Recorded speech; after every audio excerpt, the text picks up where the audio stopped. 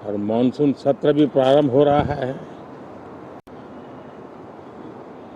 Monsoon हो या monsoon सत्र, अगर दोनों प्रोएक्टिव हो तो बहुत ही प्रोडक्टिव होते हैं।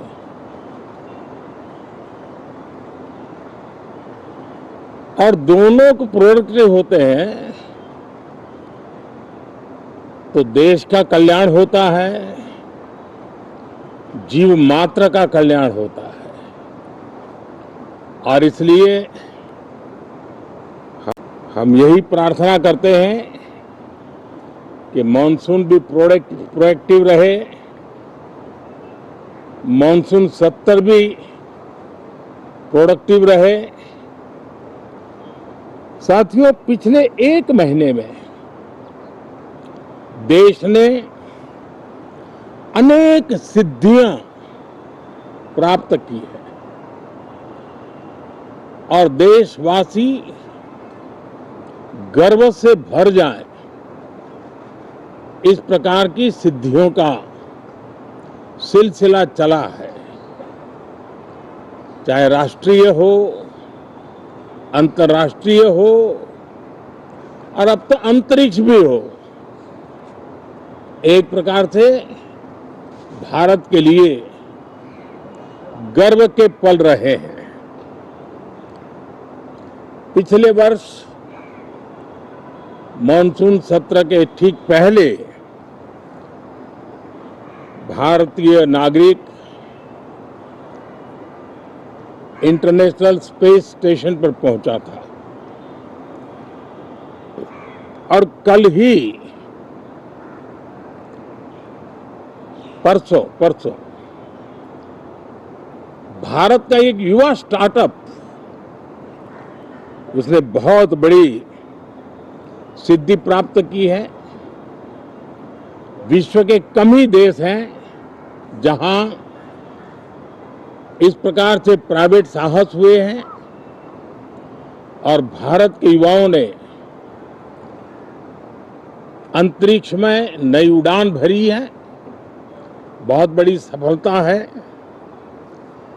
और ये जो स्काईरूट स्टार्टअप है, उसमें जो नौजवान काम कर रहे हैं, मुझे बताया गया उनकी पूरी टीम की जो एवरेज एज है वो सिर्फ 28 साल है। ऐसे नौजवानों ने ये काम करके दिखाया है। मैं किसी 56 साल के नौजवान की बात नहीं कर रहा हूं। मैं देश के ये स्टार्टअप ने 28 के एवरेज वाले नौजवानों ने अंतरिक्ष में भारत का झंडा गाड़ दिया है।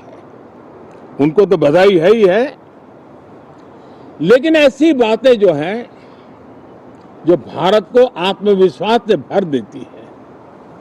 विश्व में भारत का प्रोफाइल सर्वमान्य, सर्वस्वीकृत बनता जाता है। साथियों, ये संयोग नहीं, ये एक संदेश है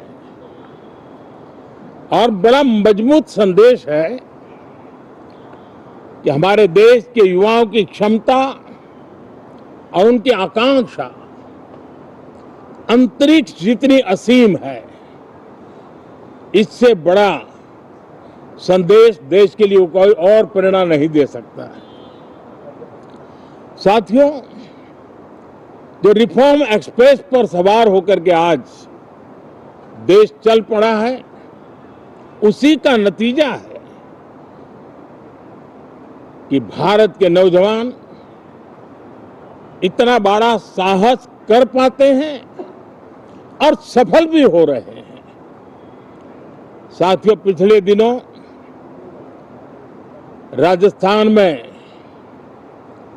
बहुत बड़ी ऑयल रिफाइनरी देश को समर्पित की गई।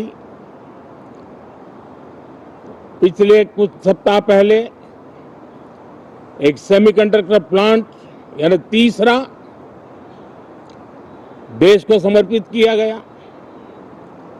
अभी कुछ दिन पहले ग्रीन हाइड्रोजन से चलने वाली ट्रेन, और विश्व में बहुत कम देश ऐसे हैं कि जिनके पास ये सुविधा है।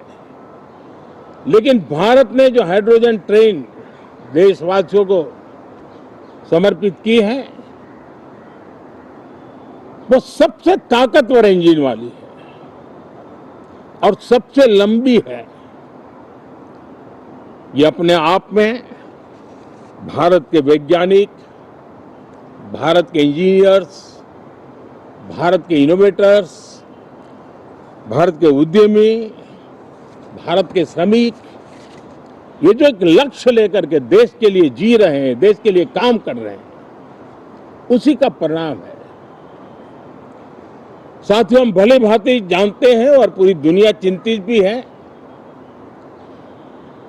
लगातार कहीं न कहीं युद्ध की स्थितियां बनती रही है।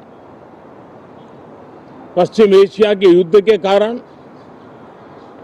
भारत जैसे देश जो एनर्जी के लिए औरों पर डिपेंडेंट है, उनके लिए ये पश्चिम एशिया का युद्ध एक बहुत ही बड़ा संकट का कारण रहा। Petrol, diesel, LPG, fertiliser, chemicals, यानी हर विषय में अनेक बाधाएं, अनेक संकट आए। उसके बावजूद भी भारत 7.7% के ग्रोथ से दुनिया की मेजर इकोनॉमी में सबसे तेज गति से आगे बढ़ने वाला देश बन के रहा। ये भारत के सामर्थ्य का परिचायक है। भारत किस प्रकार से उत्साह और उमंग के साथ नई ऊंचाइयों को पार करना चाहता है, उसकी इसमें एक झलक है। और ऐसे में जब